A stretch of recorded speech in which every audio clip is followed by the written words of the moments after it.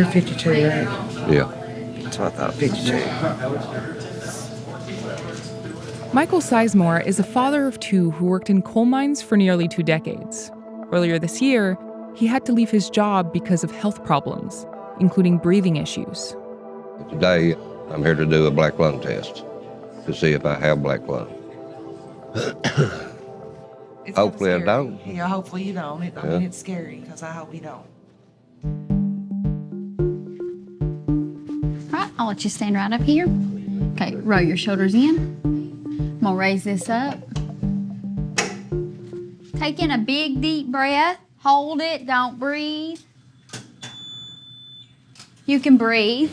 You can have a seat in the chair, just let me check. Michael's visit to the doctor isn't uncommon in Central Appalachia, which is enduring the largest black lung epidemic in a generation. Hey, Michael, how are you? All right. I'm Dr. Crum. I'm going to be reading your chest x-ray today, okay? Before becoming a radiologist, Brendan Crum was a fourth-generation coal miner. He was also one of the first doctors to spot the epidemic. You had about 20 years on the surface? Yep. And the most common thing that you did on them 20 years was high wall miner? It's all done. It's how I matter. The cause of black lung disease is well established. It's triggered by tiny particles of coal and rock dust that are inhaled and then settle in lung tissue. These particles cause the lungs to scar over, limiting their function. There's no cure for the disease, and healthcare costs vary. But for advanced cases, the only treatment option is a lung transplant, which costs an average of $1.2 million. So it's usually a very gradual, slow, agonizing death.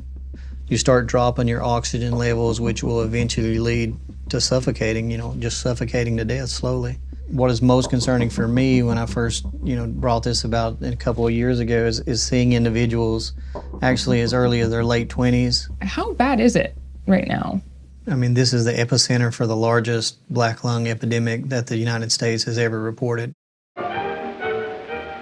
Coal is their life and their livelihood.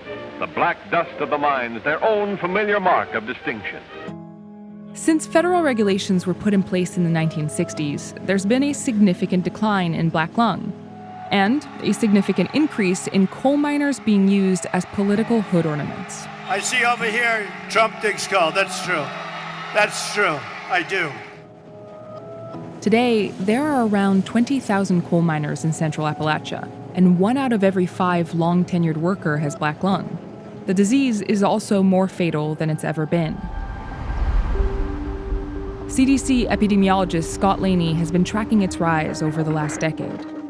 This is not your grandfather's black lung. Increased mechanization has caused the dust to be finer. When you increase production by 400%, you're increasing those exposures by the same in a much shorter period of time. It's therefore killing people faster and at an earlier age. Yeah, I think that's very evident. The thing that makes it frustrating is that we know the population at risk. Mm-hmm. We know the cause of this disease, and there's no sign that we'll be stopping anytime soon. Now put your arms just down by your side. Roll your shoulders in. To pay for treatment, miners often apply for state and federal workers' comp benefits, which are paid for by coal companies. To do that in Kentucky, their x-rays have to be assessed by a doctor who's obtained a specific certification to detect black lung. Dr. Crum has that certification and has diagnosed black lung hundreds of times. As a radiologist, he's uniquely qualified to read x-rays, but a law that goes into effect on July 14th changes that. It makes it so only pulmonologists, doctors who specialize in lung disease, can give diagnoses for workers' comp claims, cutting the number of eligible doctors serving the entire state from 11 down to 5.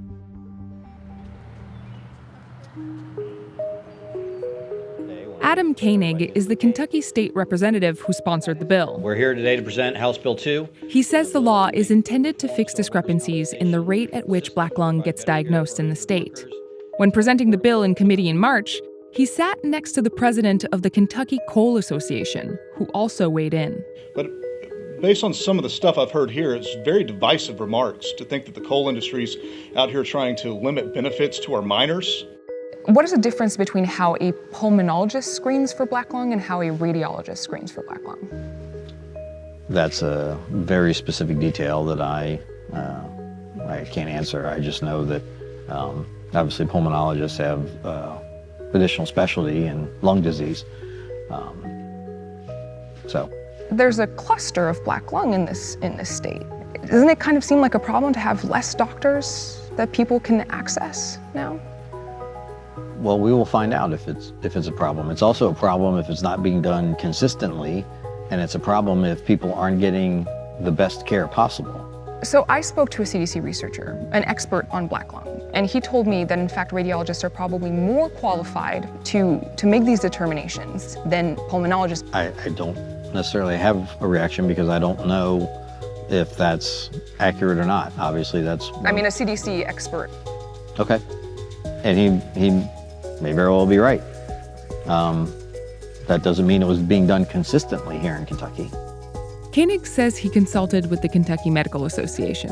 In an email, the KMA told Vice News that it had not taken a position on the bill, and its members had raised no concerns.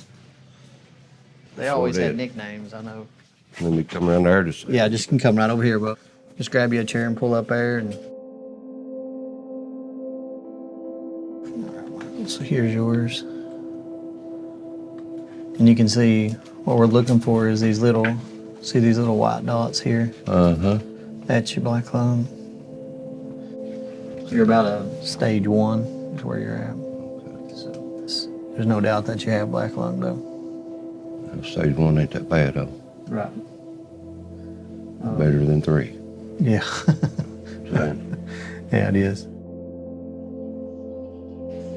everything that I'd like to do, I'll have to give up. But, I mean, that's just part of life, I guess.